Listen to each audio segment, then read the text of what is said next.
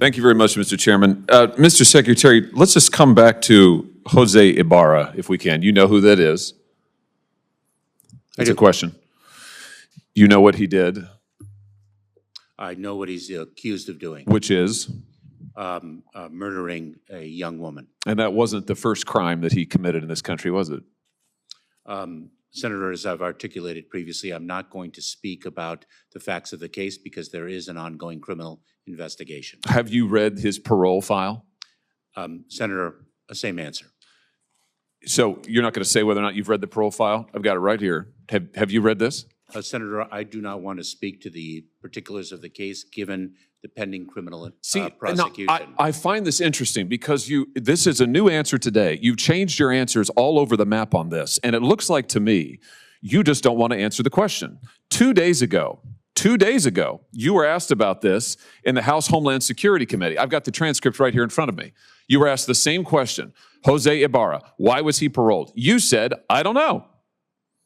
You said, I don't know. I don't have the case details with me today. Congressman Bishop says, you don't know? And you said, I don't know. I don't have the details with respect to that individual's case, but I would be pleased to provide them to you, Congressman. You didn't know 2 days ago.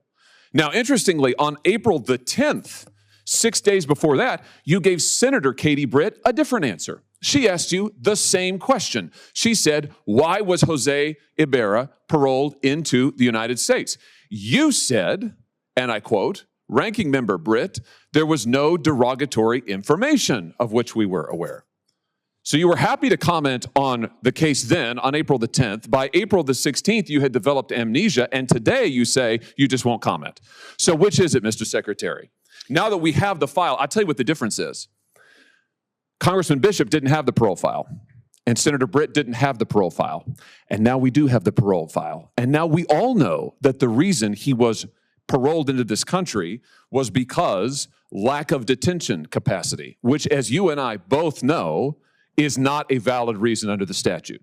And now that we know that for sure, this is right out of the parole file. Here it is.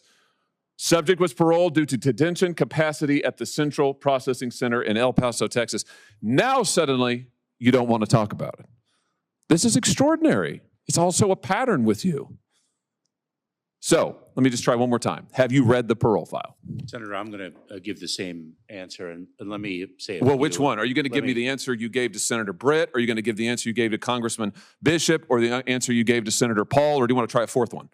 Senator, I will not speak to the particulars of the case given the pending criminal prosecution. Yeah, well, I'm sure. Well, you certainly, of course you don't want to, because it is an absolutely damning indictment of your policies. Let's just review Jose Ibarra, and how he came to be here. On September the 8th, 2022, he was encountered by United States Border Patrol in El Paso, Texas, and was paroled into the United States due to lack of detention capacity. A provision, a proviso, a rule that is not permitted under the statute. You and I both know you know this. You knew it when you were talking to Congressman Bishop. You knew it when you were testifying to Senator Britt, and you know it today. You just never wanted to cop to it because the statute doesn't permit it. And so you lied to Congressman Bishop and you lied to Senator Britt. And now you are hiding behind the ongoing prosecution excuse because it's the last one left to you, because you testified falsely under oath. Then on July 19th, 2023, Ibarra reports for a biometric appointment and was fingerprinted. This is now in New York. The results come back and indicate he has a criminal history. So he's in this country, he has a criminal history. September 14th, he is arrested in New York by NYPD for what? Injuring a child. September 14th, 2023, he is arrested for injuring a child. What happens?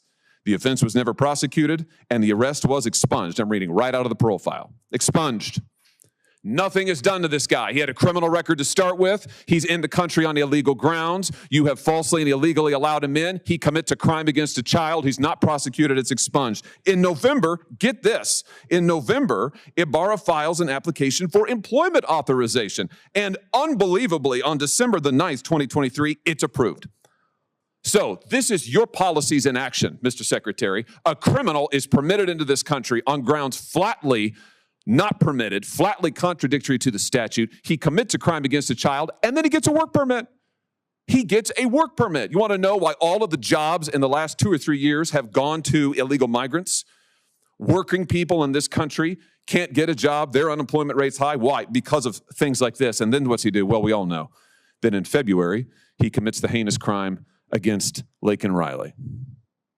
Is this a record that you are proud of?